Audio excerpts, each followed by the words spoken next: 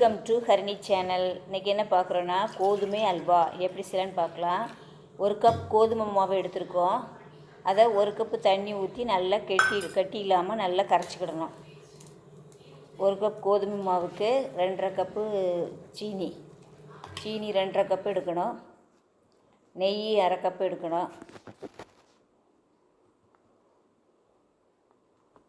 இது ஒரு சின்ன தாளிக்கிற பேன் வச்சு அதில் ஒரு அரை கப் அளவுக்கு சுகர் போட்டு ஒரு 3 ஸ்பூன் சுகர் போட்டு அதை நல்லா கேரமல் பண்ணணும். அதை நல்லா கேரமல் பண்ணி வச்சுக்கலாம்.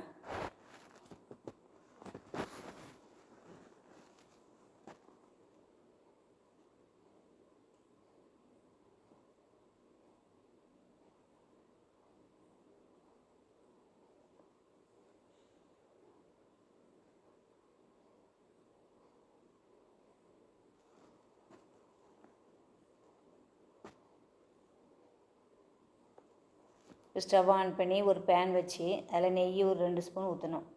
நெய் 2 ஸ்பூன் ஊற்றி முந்திரி பருப்பு போட்டு வறுத்து எடுத்துக்கலாம்.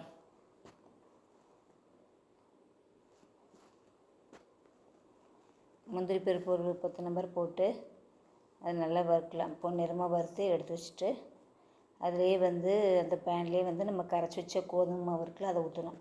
அதில் இன்னும் கொஞ்சம் 2 கப் தண்ணி சேர்த்துக்கிடணும். அப்போ தான் நல்லா வரும்போது கட்டியாக வந்துடும். இப்போ முந்திரி பருப்பு செவக்க வறுத்தாச்சு, அதை எடுத்து வச்சிட்டோம். இப்போ அந்த பேன்லேயே நம்ம கோதுமாவை கரைச்சி வச்சுருக்கோம்ல அதை ஊற்றுறோம். அதை ஊற்றி நல்லா கிளறிக்கிட்டே இருக்கணும். நல்லா கொஞ்சம் கெட்டியானா நல்லா வெந்திருக்குன்னு அர்த்தம். அதுக்கப்புறம் நம்ம அந்த கேரமலையும் போட்டுட்டு அப்புறம் சுகரையும் போட்டு நல்லா கிண்டணும். கை விடுக்காமல் நல்லா கிளறிக்கிட்டே இருக்கணும். அப்பப்போ நெய்யை ஊற்றி நல்லா கிளறணும்.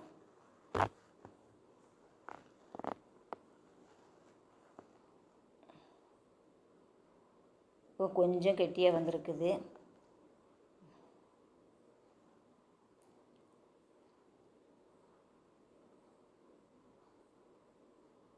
கோதுமாவும் நல்லா வெந்துருச்சு. இப்போ பாருங்கள் எப்படி இருக்குன்னு, நல்லா கெட்டியாக வந்துருச்சு. இந்த டைமில் நம்ம எடுத்து வச்சு அந்த கேரமல் எடுத்து ஊற்றிடலாம்.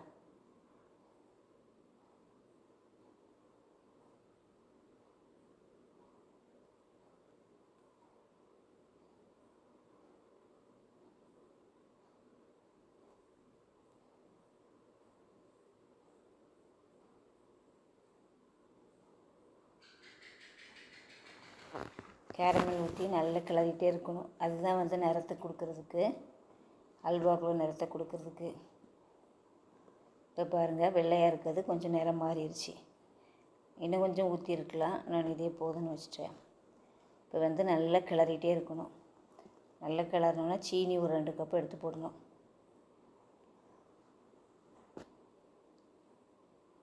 இப்போ சுகர் போடுதா 2 கப்பு. சுகர் 2 கப்பு போட்டு நல்லா மிக்ஸ் பண்ணணும். நல்லா மிக்ஸ் பண்ணி கிளறிக்கிட்டே இருக்கணும்.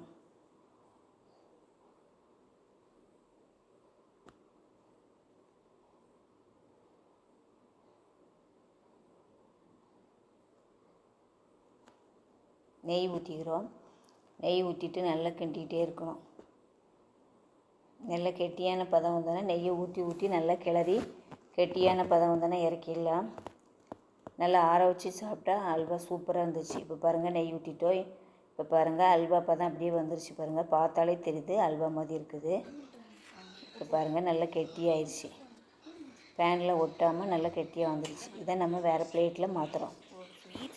வேறு பிளேட்டில் மாற்றிட்டு ஆற வச்சு சாப்பிட்டோம்னா டேஸ்டியான கோதுமை அல்வா ரெடி. எல்லோரும் செஞ்சு பாருங்கள். இந்த வீடியோ பிடிச்சா லைக் பண்ணுங்கள், ஷேர் பண்ணுங்கள். பாய்.